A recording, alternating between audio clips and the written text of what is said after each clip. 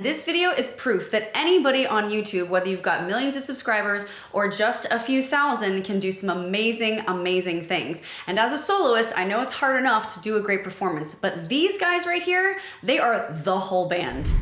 Give me a second, I need to get my story straight. My friends are in the bathroom getting higher than the Empire State. My lover, she is waiting for me just across the bar. My seat's been taken by some sunglasses, asking about a scar. So if by the time the bar closes and you feel like falling down, I'll carry you. And he's doubling the lead vocal. You can tell that thickness there is doubled, if not tripled. I mean, it's really hard to just audibly, without being in the studio session, be able to tell how many times a lead vocal is stacked, but it's at least twice. Okay, now we're into it. So we've got blip, blip, blip, blip, which is on harmonies, right? And then we've got the percussion on the left, the right? And then we've got the lead vocal, which is also stacked. Let me hear if I hear anything else. So there's like this big boom on the bass too. Doom, doom. It's going on as well, really adding a lot of fullness and thickness. And I have found that in any successful a cappella arrangement of any band or soloist, there's always this element, this beatboxy element, and this lower end to really cover and hug the sound to make it sound really thick and full as instrumentation does.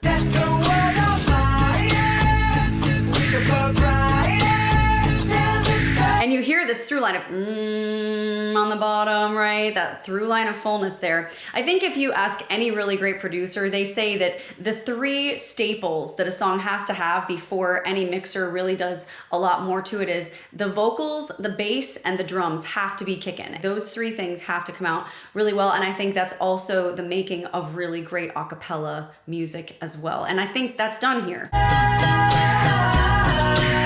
No, I know that I'm not all that you got. I guess that I literally, before I just saw this next clip when he was going brrr, I literally thought he added guitars for a second. Like, that was really sonically cool. And now that I said that about those three pillars, can you hear how prominent and prevalent that is? You hear that vocal up front, you hear that bass line through line, and then you hear that heavy hitting percussive that really drives the song forward. Maybe we can find new ways to stack harmonies. But our friends are back, so let's raise a toast. Great vowel placement there.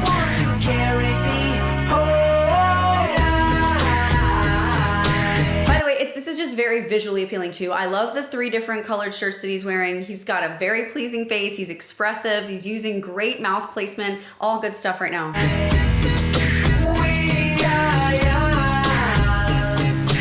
Yes.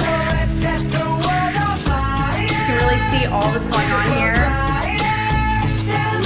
Like that slide. Do you hear the sun? That high note buried in the back there. Do you hear it? Do you hear it? One thing that I really like about this part right here is that I can hear and see a really good representation of all that's going on sonically. As I'm looking at something, it helps my ear pick out that part of it. Does that help you?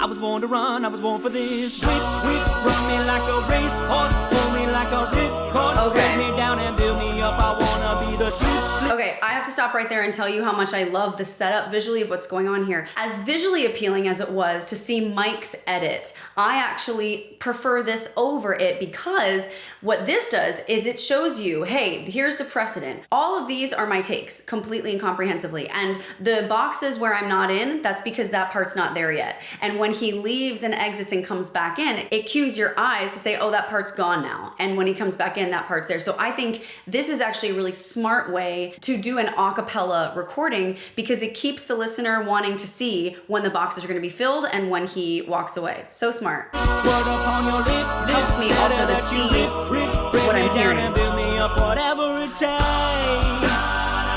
that harmony.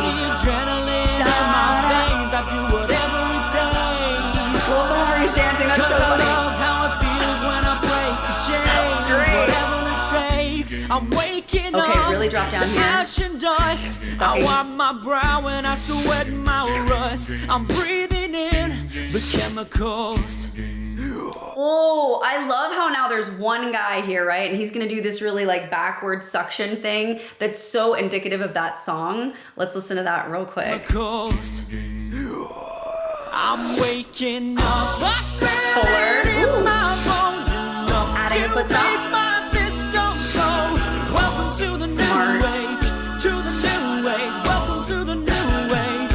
To the new age. Whoa. Okay, so he's adding this little do, which is really adding some tension, some intensity into it. And notice, guys, this is a great visual representation of what happens in songs and what should happen in songs. You notice that there's somewhat a sense of fullness at the beginning, and then you've got this fallout before the chorus, and then it's full again. And then there's something else that's added in that wasn't necessarily there before in the setup of the song, the first verse, first chorus, or whatever, but you gotta continue to change things up and keep the listener guessing and wondering what's gonna happen next. So over there, he's got this which adds that tension and that bassiness, that kind of percussiveness that we were missing before. Whoa, I'm radioactive, radioactive. Whoa, Nice.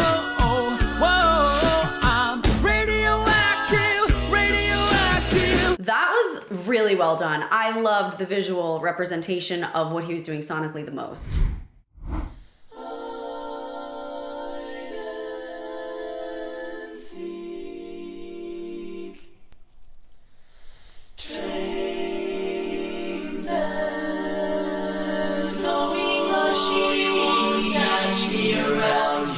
Whoa. Okay, so this is really epic what's going on. He's got 32 tracks, huge stacks, huge crunch. But what I really loved was when he swelled and he crescendoed into that and then fell off of it, and the bass of Catch Me Around Here like really caught me. Wow.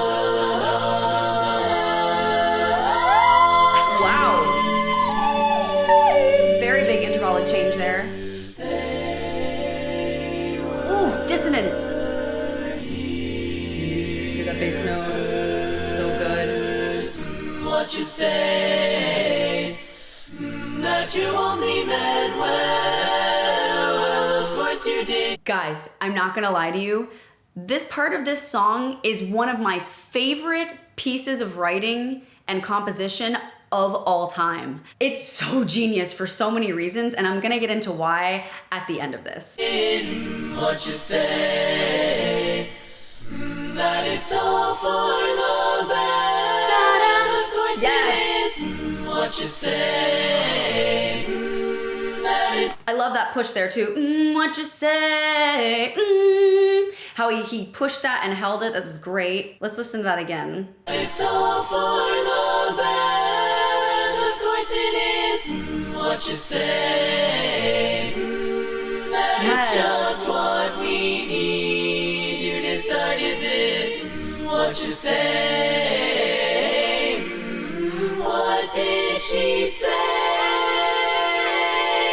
Wow. Okay, so what you need to know about that is, this is the most famous part of the whole song, and I'm going to tell you why. The chords are less dense, the rhythm is rubato, but what makes this really interesting is that the chord progression is just really a reworking of the original 4 chords the artist used. So, instead of using the original 1-5-6-4, she's using 4-1-6-5. Now, something you should also note is that 6, the 6th chord, is like the sad twin to the 1 chord. Toodaloo.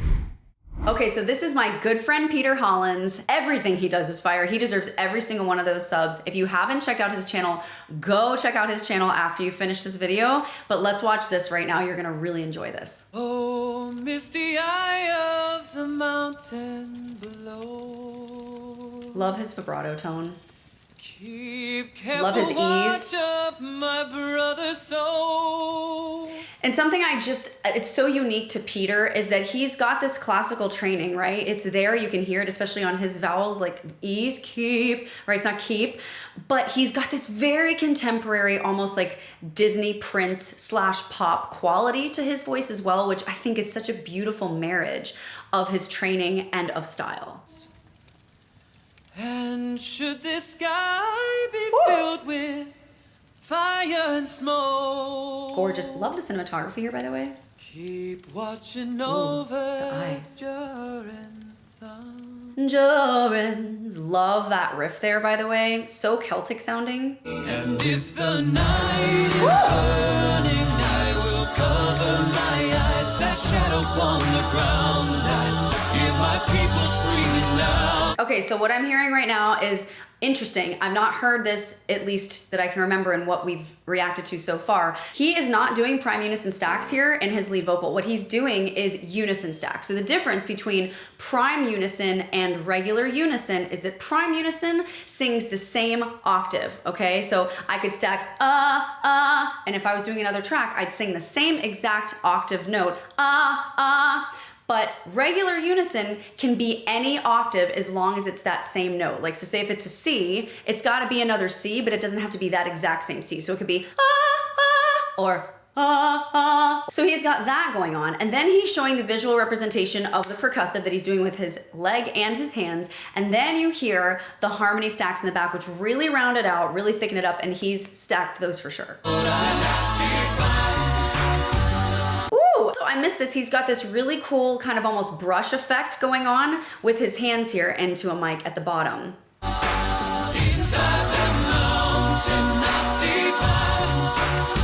Love the intensity of his face, owning the emotion of the song.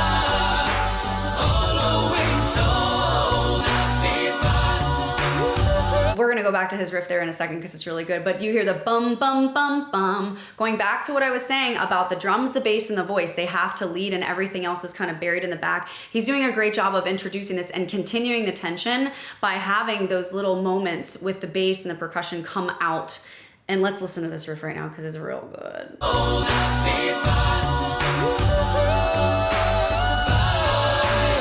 Yes, vocal flexibility in your head voice.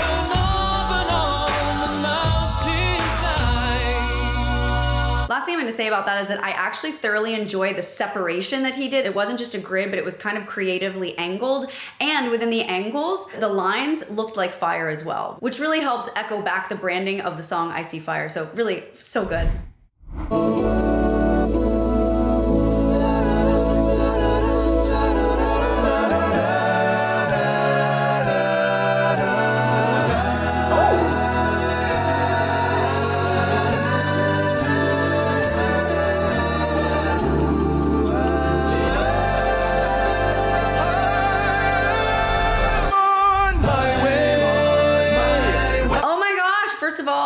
I was not expecting that. Second of all, his hair. Third of all, how many tracks does he have? Oh my goodness. Looks like 32 tracks he has in this so far, but I'm actually really impressed. Was he using one of those like street blockers for the horn? It looked like it to me. Super creative, very thick out the gate as far as harmony stacks are concerned. Lots and lots of dissonance and crunchiness too. Speaking my musical love language right now. I can go the distance, I don't care how far.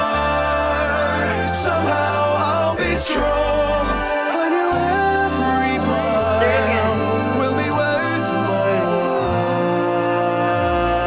while. Do you hear that? Such a big difference. I think he's got like 3 different octaves right now of range going on between the top end and the bottom end of all those harmonies and everything in between. Also, I really love his lead vocal. It really cuts through all of that so beautifully. There's a lot of headroom even though there's so much going on. Super difficult to do. I would go most anywhere to find where I love the doo doo doo doo doo. It was so beautiful. Let's listen to that again. I would go most anywhere to find where You hear it? Love the sustain there. So Disney. Wow. I'm not sure if I was asked to pick a favorite, if I even could out of all of those. I'm such a sucker for harmonies. And I know that if you're watching this, you probably are a little intimidated. Like I could probably never do something like that. Listen, it all starts with ear training. If you can train your ear to hear harmonies, then you can sing harmonies. It's just that simple. So if you're at all interested in learning how to sing even 2, 3, or 4-part harmony, which are the building blocks of what makes these videos great, then check out this video next on how to sing harmonies because my coaches and I, we're ready to show you right now.